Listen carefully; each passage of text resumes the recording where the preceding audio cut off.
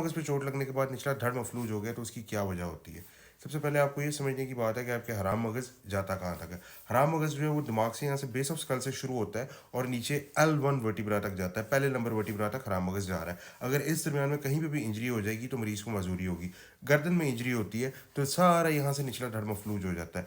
T4 के level पे injury होती है तो इस लेवल से निचला धड़ मफलूज होता है। T10 के लेवल पे इंजरी होती है तो नाफ से नीचे का निचला धड़ मफलूज होता है। ये बातें आपको समझने की हैं, ये कॉमन इंजरी के लेवल्स हैं।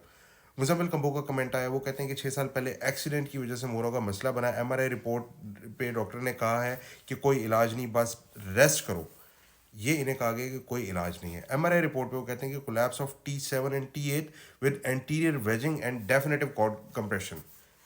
तीन बातें हैं कि इनके 7वें और 8वें थोरेसिक वर्टिब्रा की चोट लगी है, मतलब उसकी कंप्रेशन हुई है, वो आगे की तरफ गए हुए हैं और कॉर्ड कंप्रेशन कॉज करें, यानी हराम मगज पर दबाव डाल रहे हैं।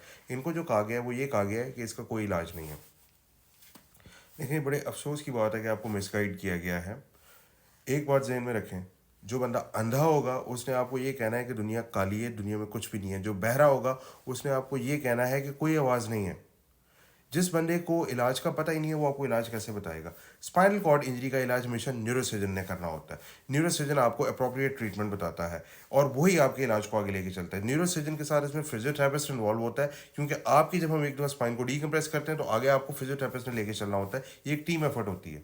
इनिशियल इस पर रोल न्यूरोसर्जन का होता है, फिर आगे फिजियोथेरेपिस्ट ने, रिहैब स्पेशलिस्ट ने आपको साथ लेके चलना होता है।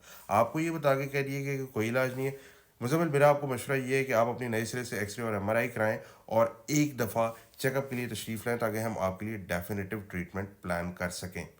अभी भी इस पे देर नहीं हुई। There are few treatment options that we can give you. लेकिन एक बात जहन पर रखिएगा कि क्योंकि अब आपके इस सारे मसले को 6 साल का अरसा हो गया, तो अब आपकी रिकवरी थोड़ी स्लो होगी। इस पर आपको टाइम लगेगा, फिजियोथेरेपी करानी होगी। अगर तो आप ये कर सकते हैं तो फिर आप तशरीफ़ लें, फिर हम आपका इलाज प्लान कर लेते हैं।